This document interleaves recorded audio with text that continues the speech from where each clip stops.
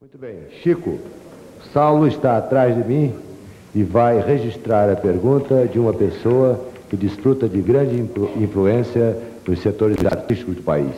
Saulo. É a homenagem que prestamos ao cinema brasileiro na presença, mensagem e pergunta do artista e homem sério Anselmo Duarte. Ao nosso caro irmão Chico Xavier, é para mim uma honra poder dirigir a palavra a você e fazer uma pergunta que tenho a impressão que seria uma pergunta que muita gente gostaria de fazer. O que pensa você, como analisa os chamados milagres da Igreja Católica? Ou seja, o aparecimento, a aparição de Nossa Senhora, Mãe de Cristo, em Lourdes, em Fátima, e no caso de tratar-se de uma materialização espiritual, queria saber se em algumas oportunidades os chamados santos da Igreja Católica têm deixado mensagens através da religião espírita. Nós nos sentimos muito honrados com a pergunta do nosso grande líder de arte no Brasil, que é o nosso querido e festejado Anselmo Duarte. Em nossa infância e na primeira juventude, frequentamos a Igreja Católica com o mesmo respeito com que nos dirigimos hoje a uma reunião espírita cristã. E sempre reconhecemos dentro da Igreja Católica prodígios de espiritualidade inimagináveis.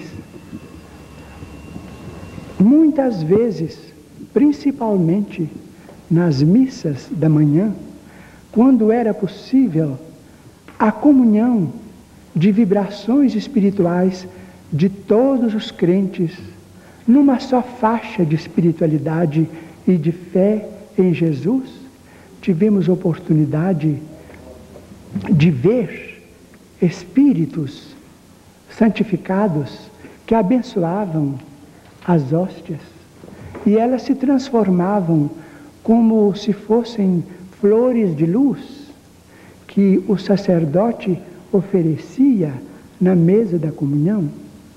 Muitas vezes, principalmente do altar daquela que nós veneramos como sendo Nossa Mãe Santíssima, vimos irradiações de luz que alcançavam toda a Assembleia. Do altar consagrado a Santa Teresinha de Lisieux, muitas vezes vi partirem rosas trazidas por criaturas desencarnadas, amigos e amigas católicos da cidade de Pedro Leopoldo, sem que eu pudesse explicar o fenômeno.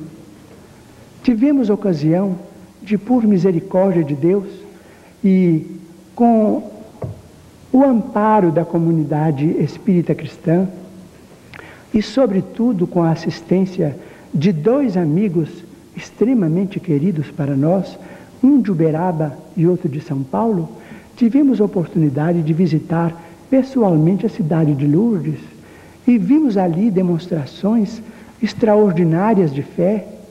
Sentimos a espiritualidade do Evangelho na cidade de Lourdes, como se o cristianismo estivesse renascendo na procissão em toda a sua pureza. Portanto, todos os fenômenos de bondade divina através da Igreja Católica, que nós consideramos como mãe de nossa civilização, eles todos são legítimos, credores de toda a nossa veneração. Nós não estamos separados, os evangélicos reformistas e nem os espíritas cristãos, por diferenças fundamentais. Os Espíritos nos ensinam que nós estamos em faixas diferentes de interpretação, mas somos uma família só diante de nosso Senhor Jesus Cristo, e que reverenciamos em sua santidade o Papa, em nossos eminentes cardeais no Brasil, protetores da nossa fé. Nós não podemos esquecer isto, e amamos a religião tradicional em tudo que ela tem de belo, em tudo que ela tem de divino, embora estejamos pessoalmente na faixa do espiritismo cristão, dentro das conceituações de Allan Kardec, porque a mediunidade nos chamava para esse campo de trabalho que também é profundamente cristão, e para ele, um dia, partimos das nossas atividades na Igreja Católica com a bênção de um sacerdote a quem nós amávamos como se ama a um pai. Pode-se dizer, então, ecumenicamente, que a religião boa é a que melhora o homem? A religião é sempre boa. E toda religião boa, isto é, fundada nos princípios do bem, que torna os homens bons, essa religião é um processo de ligação, um processo de comunicação, vamos dizer assim, nos conceitos modernos de nossa vida, nos tempos de hoje, é um processo de nossa comunicação com as forças divinas que emanam de Deus. Todas as religiões que objetivam o burilamento da criatura humana, toda religião que nos traz esta legenda de paz e de amor, autênticos, mas profundamente autênticos, sem nenhuma ofensa para ninguém, sem nenhuma desconsideração para ninguém, a que se referiu o nosso querido entrevistador, Dr. Durval Mendonça. Toda religião baseada nesses princípios é um caminho santo que nós, como espíritas cristãos, respeitamos e devemos respeitar cada vez mais. Chico, estamos nos aproximando 3 horas de programa. Tenho certeza que nem o público presente aqui neste auditório, nem os telespectadores estão cansados. Mas acredito que você já comece a sentir um certo cansaço. Não. Vou pedir ao Saulo que formule mais uma pergunta a um telespectador do auditório ou telespectadora, para que possamos então passar a penúltima rodada da noite. Porque a última, você mais ou menos sabe de que forma irá se desenvolver. Nos parece, podemos dizer ao telespectador, que uma etapa do mundo israelita aqui está presente. É o professor Beni, que em nome deste grupo de São Paulo, formula a sua pergunta. Ele tem um pouco de sotaque, porque não se trata de brasileiro. Boa noite. Eu gostaria de saber, tenho um grande prazer de estar aqui, porque me interessa muito pelos estudos do Espiritismo, não? Gostaria de saber, eu fui convidado por umas pessoas do professor Ercolano para assistir um trabalho de materialização. E eu cumpri as recomendações que me foram concedidas previamente. Eu presenciei alguma coisa, vi algo lá, não me lembro, aqui num bairro passando Santana, eu vi, não? E a pessoa que foi comigo, outra pessoa israelita, eu vi tudo isto lá e ele me disse que não viu, absolutamente, e me acusando de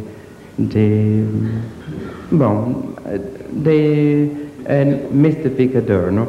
Eu gostaria de saber por que eu vi esta manifestação lá e esta pessoa não viu. Entendeu, Chico? Ele participou de uma sessão de fenômenos de materialização. Ele assistiu, viu as pessoas, viu os espíritos se materializarem. E o amigo não viu. E o amigo então o taxou de embusteiro, de mistificador. Ele quer saber que em sessões dessa natureza, por que em sessões dessa natureza, algumas pessoas podem observar a verificação desses fenômenos e outras não. Cremos que o problema estará afiliado à sensibilidade visual do ponto de vista psíquico de nosso amigo, porque muitas vezes temos ido pessoalmente a reuniões, verificamos a presença de determinadas entidades e muitos amigos não as veem.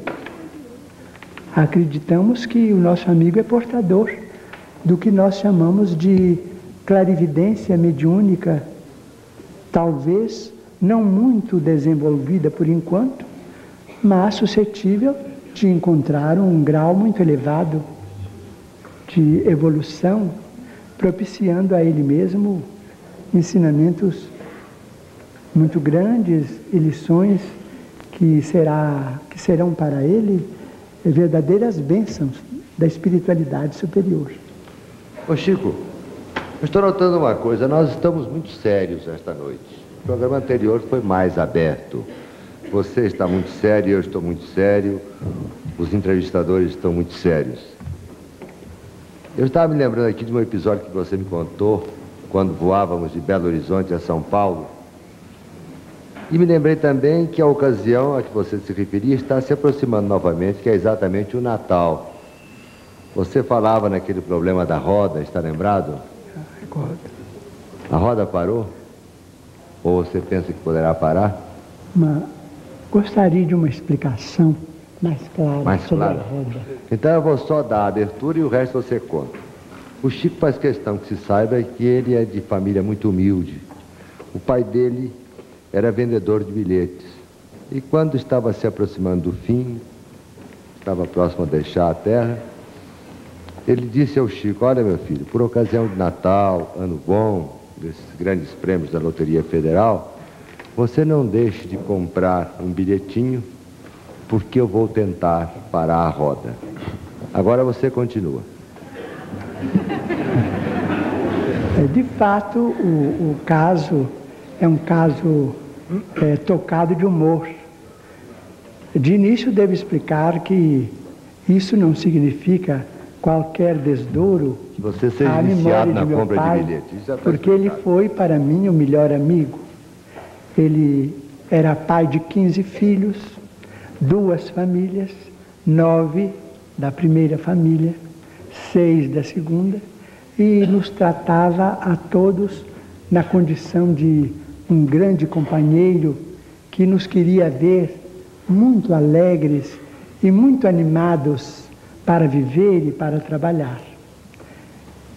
Então podemos rir, porque eu sei que ele, tendo conhecimento no mundo espiritual do que eu vou contar, ficará satisfeito e se rirá também muito conosco, porque meu pai era muito alegre neste mundo e continua também muito contente e muito otimista no outro. Mas em 1939 atravessávamos um período de muita dificuldade em nossa família. Muitas lutas, morte de irmão que nos deixava a viúva com 2 órfãos, 6 crianças menores, 3 não muito menores, mas também ocupando a nossa atenção. Então, o nosso numerário dava mais ou menos para as 2 injeções e ficamos atrasados com as despesas da família durante quase um ano, porque as injeções restituíram a ele a saúde ainda por muito tempo. Mas, no ápice da moléstia, saiu a lume a obra Brasil, Coração do Mundo, Pátria do Evangelho, de autoria de um dos nossos maiores escritores desencarnados no Brasil. E amigos de Belo Horizonte chegavam em nossa casa comentando o êxito do livro, porque o livro estava sendo muito bem aceito. Meu pai ouvia tudo aquilo com muita curiosidade. Então um dia ele estava sem poder manejar as mãos, nem as pernas, até que as injeções de ouro o restabeleceram.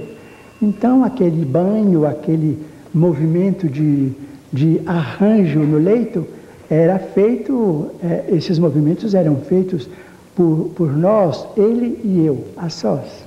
Então ele me disse: Chico, eu soube que esse livro que saiu de você foi entregue a benefício das almas. E nós também somos almas. E dizem que você também entregou este livro a benefício da pobreza.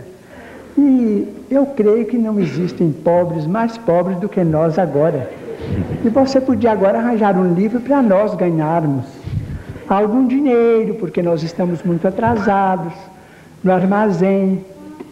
Eu falei assim: papai, o senhor não deve pensar nisto, porque o senhor sabe, nós temos muitos amigos, todos nos ajudam, mas como paga vender o trabalho dos bons espíritos, isso não é possível, eles não permitem isso, nós estamos na mediunidade com absoluto desinteresse, os livros são deles, não são nossos, e eu peço ao senhor para não pensar nisso não.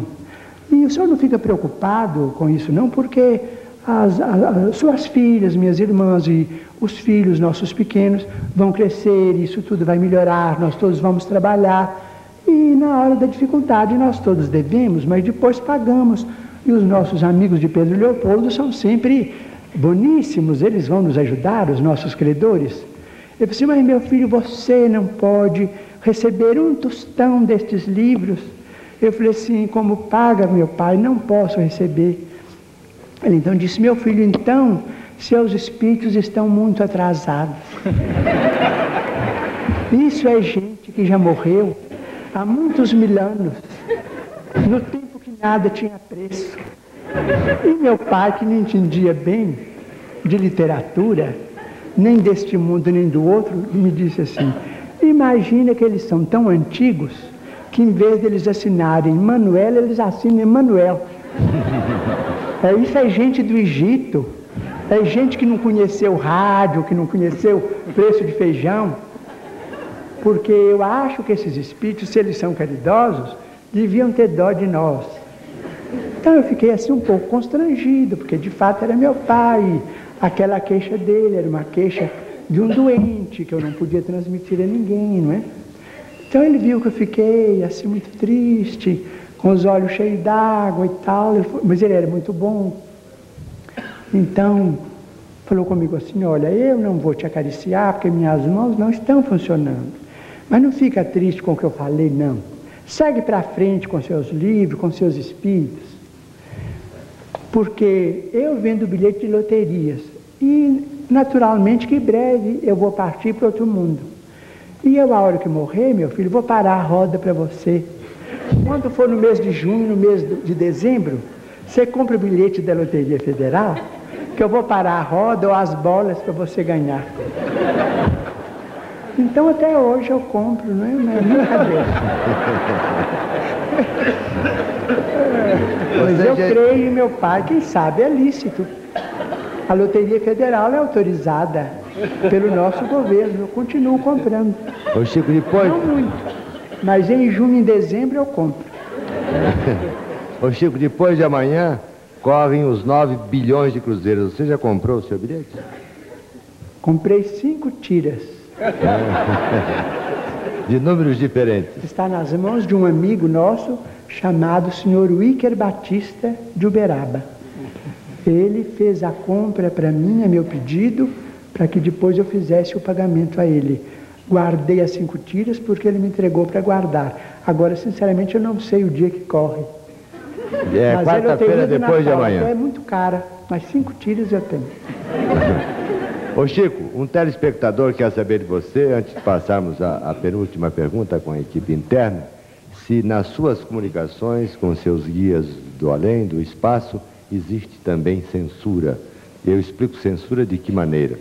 Se eles comunicam um fato a você que possa acontecer ou qualquer coisa de maior importância e impedem você de transmitir aos seus adeptos, aos seus fiéis, essa comunicação.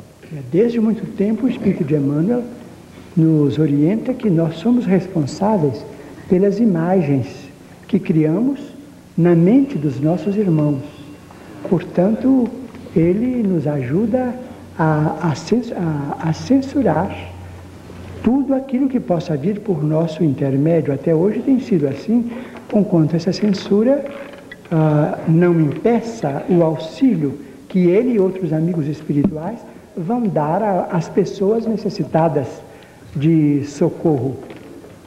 Do ponto de vista literário, muitas vezes tenho tido a visita de poetas e escritores que desejam escrever nos temas que os sensibilizaram neste mundo, mas sem maior proveito para a terra.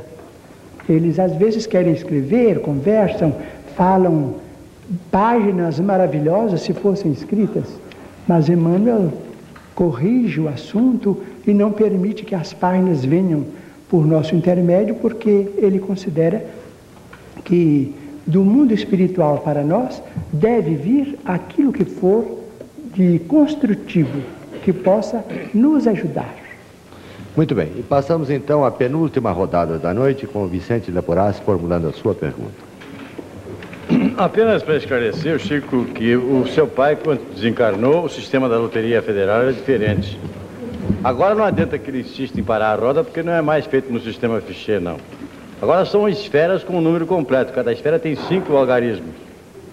É uma roda, como, por exemplo, essa que a gente vê no programa de televisão, são os números completos, são 53 mil bolinhas encerradas numa urna, e numa outra urna posterior, uma outra urna ligada, existem os prêmios. Primeiro prêmio, segundo prêmio, etc. Quer dizer que se o seu pai estiver preocupado em fazer parar a roda...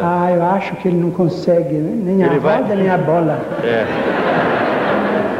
Em geral, eu devo estar muito feliz porque não me falta nada.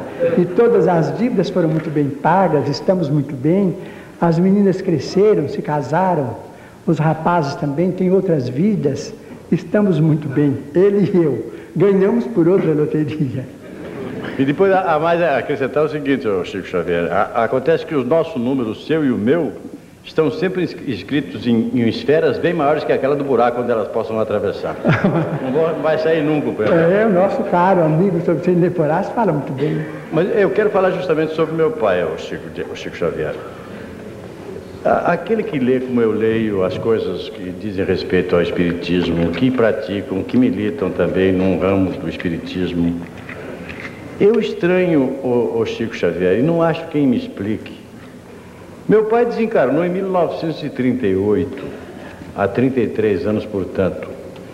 E até hoje não chegou ao meu conhecimento, nem a ninguém da minha família, que em qualquer circunstância o espírito do meu pai tivesse se manifestado através de um médium. Não só nas nossas relações, como extra-relações, nunca soube que o espírito tivesse baixado. Então eu lhe pergunto, Chico, o espírito, meu pai tinha de espírito gaiato, galhofeiro, e transmitiu esse espírito ao filho. Eu pergunto se um espírito, para se tornar superior e baixar a terra e ser invocado, ele precisa passar por que espécie de análise? Ele precisa passar por um crivo especial, precisa se subordinar a um tratamento especial. Como se opera esse fenômeno do espírito que baixa, vem à Terra e se manifesta?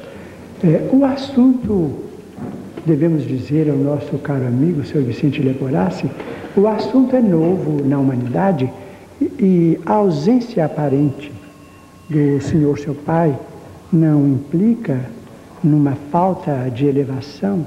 Ele estará continuando a dispensar aos familiares a mesma ternura de sempre e ter-se-á naturalmente subido, ter-se-á elevado muito, mas provavelmente ele não terá encontrado ainda os recursos à manifestação no plano físico.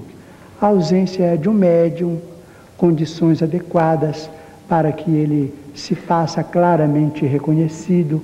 Muitas vezes os nossos queridos familiares encontram oportunidade para se expressarem a nosso benefício, mas às vezes o médium está em condições deficientes e eles desistem de se comunicar conosco de modo imperfeito, porque muitas vezes cairíamos numa surpresa menos construtiva e a perplexidade agiria em nosso desfavor.